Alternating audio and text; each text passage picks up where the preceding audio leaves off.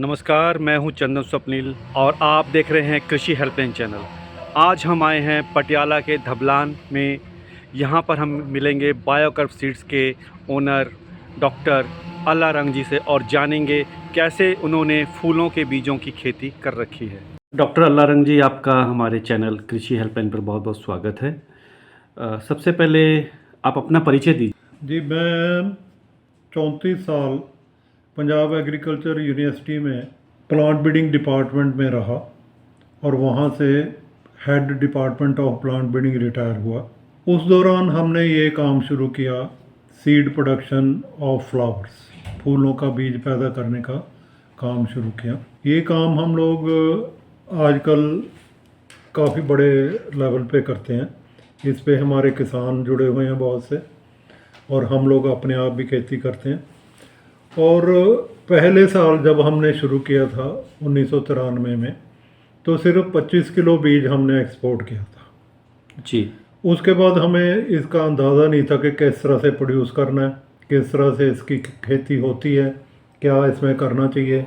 वो सारा कुछ हमने बाद में सीखा ओवर टाइम जी। तो इसको करने के बाद हम अब 1996 से किसानों के पास चले गए।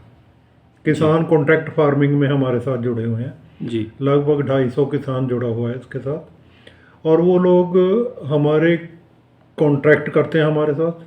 हम उनको बताते हैं, उसके हिसाब से वो हमारी प्रोडक्शन लगाते हैं और प्रोडक्शन यहाँ लेके आते हैं। उसका बीज हम साफ़ करते हैं, साफ़ करने के बाद उनको पेमेंट करते हैं।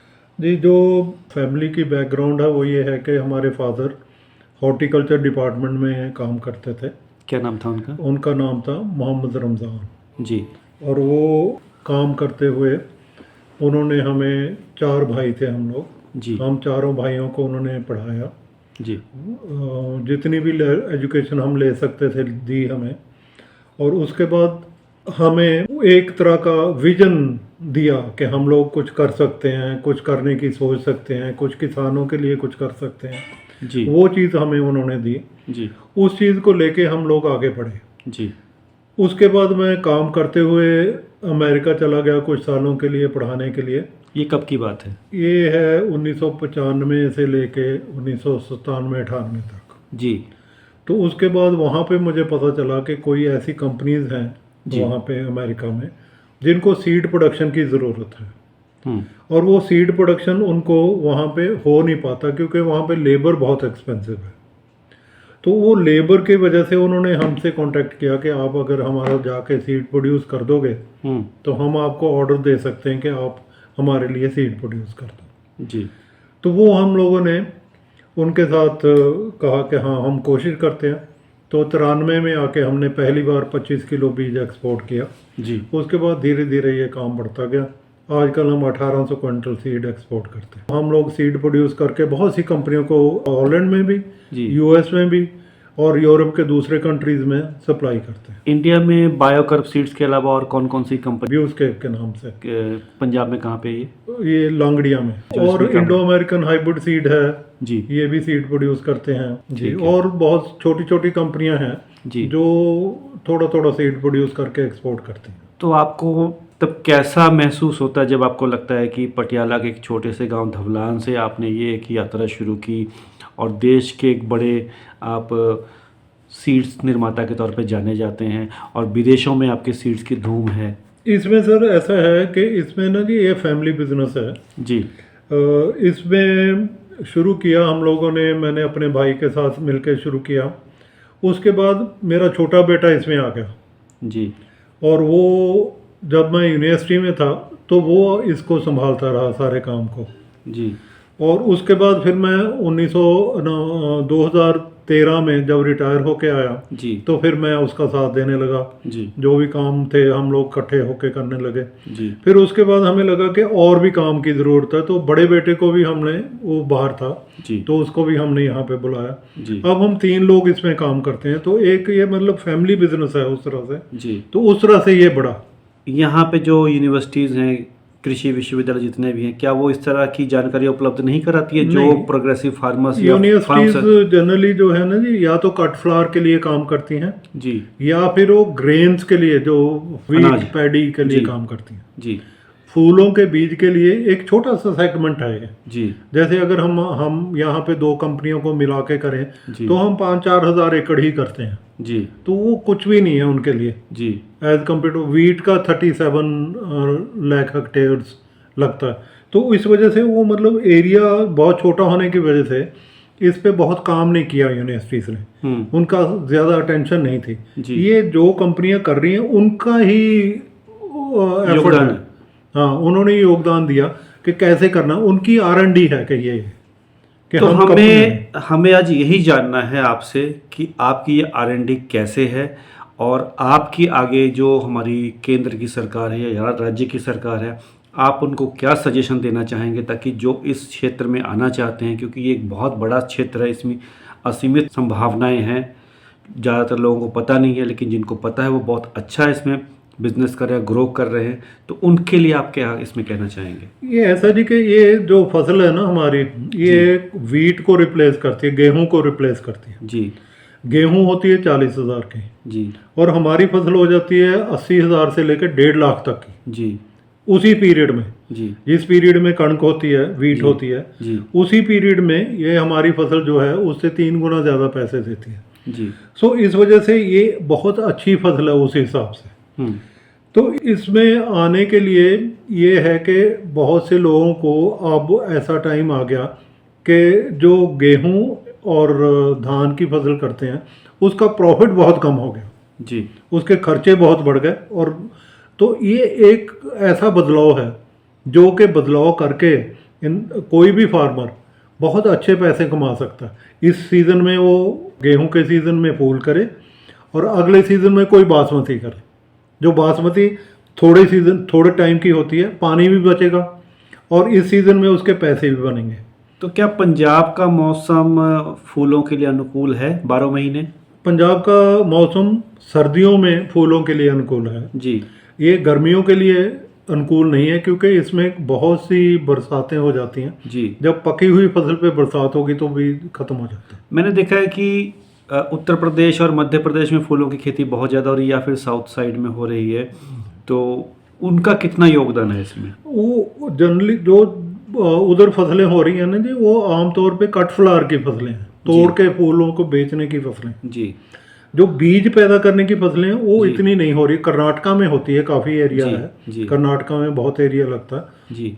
उनसे भी हम प्रोडक्शन करवाते हैं। जी। मगर पंजाब बेस्ट क्लाइमेट है इस फसल को करने के लिए। पंजाब, हरियाणा, राजस्थान ये जी। एरिया सबसे अच्छे हैं जहाँ पे ये फसलें हो सकती हैं। और सर्दियों में जो भी सर्दियों की फसल लगती है उससे ये बहुत अच्छा पैसा दे देती है।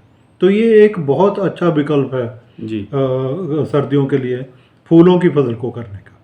तो जो अगर हम बात करें देश में फूलों की खेती में कितनी संभावनाएं हैं, मतलब कितना कि ये ग्रेन के मुकाबले ज़्यादा प्रॉफिटेबल बिजनेस है? ये 3 गुना ज़्यादा ग्रेन के मुकाबले सर्दियों की फसल के, किसी भी, चाहे वो सरसों हो चाहे कोई फसल हो, जी। उससे 3 गुना ज़्यादा प्रॉफिट देती है। मगर इसमें एक चीज़ है जी। इसमें मेहनत है।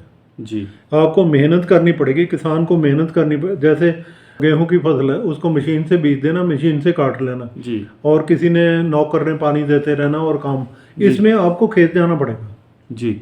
और खेत जाके मैनुअल काम करना पड़ेगा। वही जो खेती अब से 30 साल पहले होती थी वहाँ पे जाना पड़ेगा आपको। खेती में लगाना भी हाथ से है, काटना भी हाथ से। यानी कि जैसे हम बात करें अनाज की, अनाज के क्षेत्र में तो बहुत सारी मशीनें आ गई, जीरो ड्रिल ड्रिल से लेके कंबाइन तक बहुत ज़्यादा हमने तरक्की कर ली। लेकिन फूलों के मामले में आज भी हम हाथ पे ही डिपेंड हैं। इसमें कुछ चीज़ें हम कर सकते हैं मशीन से, जैसे बेड बनाने। जी। बेड बना लिए, उस पर मल्च बिछाना, पॉलीथीन मल्च बिछाना, तो उसके लिए कौन सी मशीन? ये मशीन है, मल्चिंग मशीन है। ठीक है। मगर उसके बाद लगाना और काटना जी वो हाथ से करना पड़ेगा। ठीक है। उसको हाथ से काटने के बाद फिर थ्रेशर में डाला जा सकता है। वो थ्रेशर अवेलेबल है, उसमें डाल सकते हैं आप। मगर बाकी के सारे काम, मतलब ये कहिए कि इसमें ज़्यादा केयर की ज़रूरत है। जी। जो केयर कर सकता है इंसान, उसके लिए फसल है। ठीक है। जो बंदा नहीं केयर कर सकता उसके लिए ये फसल नहीं। हमने ये भी देखा कि जो हमारे केंद्रीय कृषि मंत्री हैं नरेंद्र तोमर जी, वो अक्सर किसानों से खेती की बात तो करते हैं, लेकिन वो ज़्यादातर बात अनाज की करते हैं। लेकिन उन्हें हमने कभी फूलों के सेगमेंट के बारे में बात करते हुए नहीं देखा। आप उन्हें क्या सुझाव देना चाहेंगे? इसमें आप लोगों को क्या मुश्किलें आ रही हैं जो आप अपने इस चैनल के जरिए सरकार के सामने रख सकते हैं कि इन मुश्किलों का समाधान होना चाहिए? इसमें थोड़ा सा एक ना जी, अगर गवर्नमेंट किसानों को सपोर्ट कर दे, जी जो किसान इस फसल को लगाते हैं, जी जो कट फ्लावर करते हैं उनको गवर्नमेंट सब्सिडी देती है जी 10,000 रुपये एक कट। जी मगर जो फूलों का बीज पैदा करते हैं उनको कोई सब्सिडी नहीं देती। जी अगर हमें उन किसानों को कोई सब्सिडी गवर्नमेंट देना शुरू कर दे, क्योंकि इसमें खर्चा आता है, गुड़ाई का खर्चा आ गया, जी। तोड़ाई का खर्चा आ गया, अगर गवर्नमेंट इस तरह की कोई सपोर्ट देनी शुरू कर दे तो मेरे ख्याल में ये फसल बहुत अच्छी चल सकती है और एक एक्सपोर्ट कंट्री का बढ़ सकता है, जी फार्मर की इनकम बढ़ सकती है, जी एक फसल का बदलाव आ सकता है। जी बदलाव फसल का तभी होता है जब जो एग्जिस्टिंग क्रॉप है, जो हो रही क्रॉप है, उससे ज़्यादा पैसे मिले। जी तो ये ऐसी क्रॉप है जो गेहूं से 3 गुना ज़्यादा पैसे देती है, तो ये सबसे अच्छा विकल्प है करने के लिए। बट इसमें थोड़ी सी गवर्नमेंट की सपोर्ट होनी चाहिए, जी फार्मर को सपोर्ट करे, हमें नहीं करे, फार्मर जो लगा रहे हैं उनको जी। सपोर्ट करे। क्योंकि इस बार देखने में आया है कि जो फूलों की खेती करते हैं जो किसान, वो बहुत ज़्यादा परेशान है क्योंकि उनकी खेती इस बार बहुत अच्छी नहीं हुई, उनकी खेती ख़राब भी होगी, जिस वजह से मार्केट में फूलों के जो रेट हैं वो भी एकदम से 3 गुना हो गए हैं। तो ऐसे में उनको ज़्यादातर सब्सिडी की ज़रूरत होती है, सरकार उन पर ध्यान दे। तो डॉक्टर अल्लाह जी, हम आपके आज इस प्लांट को भी देखना चाहेंगे जी कि आपने कैसे R&D की और कैसे उन चीज़ों को आगे प्रोवाइड करा रहे हैं, ताकि हम अपने दर्शकों को, जो किसान भाई इसमें आना चाहते हैं खेती में, उनको पता लग सके। और एक सवाल और था, किसी हमारे दर्शक ने कहीं सवाल किया था, मैं देख रहा था कि उनका कहना था कि जो आपकी वेबसाइट है उस पे बीजों के रेट बहुत ज़्यादा, जबकि ऑनलाइन वो बीज बहुत सस्ते मिल रहे हैं, या ये क्या कन्फ्यूज़न है? नहीं, वो ऐसा है जी कि जो क्वालिटी सीड है, जी जो क्वालिटी सीड मतलब क्वालिटी का मतलब 2-3 चीज़ें होती हैं। एक तो वो सीड जो हम कहते हैं कि बर्वीना आइडल फ्लोरिस्ट, जी वो आइडल फ्लोरिस्ट ही हो, वर्ल्ड नोन वैरायटी हो, वही वैरायटी हो। एक तो वो होनी चाहिए, वो जी। क्वालिटी होगी। दूसरी उसकी जर्मिनेशन 80-85% हो। जी तीसरी उसकी 99% प्योरिटी हो। जी अगर आपने ये सब चीज़ें देनी है किसी को तो नेचुरली उस पर बड़ी कॉस्ट आएगी आपकी। जी तो उसके लिए कॉस्ट आपको मैटर नहीं करती। अगर आपने एक 50 रुपए का पैकेट खरीदना है तो अगर 50 रुपए के पैकेट से आपका सारा घर फूलों से भर जाता है तो आपको मेरे ख्याल में इतनी कोई कॉस्ट की वो है जी। नहीं। अगर आप कोई 10 रुपए का पैकेट खरीदेंगे, उसमें से 2 ही दाने जर्मिनेट हुए तो क्या फ़ायदा उसका। जी, आप कोई सुझाव देना चाहेंगे नए किसानों को जो इस क्षेत्र में आना चाहते हैं? वो हमसे मिलें जी आके। हम जी। दबलान में हैं जी दबलान विलेज है रखड़ा के पास। बायोकार्ब सीड हमारा है, तो यहाँ पे आएँ, हमसे मिलें, हम उनको एरिया लगवा सकते हैं। पहले साल हम थोड़ा सा एरिया लगवाएंगे ताकि उनको सीख जाएं वो ये खेती करनी। उसके बाद जैसे जैसे वो चलते रहेगा वो बढ़ाते रहें अपना एरिया जी। और वो खुशहाल हो जाएं। हमारे जो किसान ग्रो कर इसको लगा रहे हैं फसल को, वो खुशहाल हो चुके हैं पहले से, जी क्योंकि वो 1996 से लेके अब तक खेती करते आ रहे हैं। जी वो 30-30 एकड़ की खेती करते हैं। तो इसी तरह से आप भी आइए, आके हमारे साथ जुड़िए, जुड़ के हमारे साथ ये खेती करें और खेती करके तो आपको प्रॉफिट होना ही है, इसमें तो कोई शक की बात ही नहीं है। डॉक्टर लारंग जी, हमसे बातचीत करने के लिए आपको बहुत बहुत धन्यवाद। Thank you.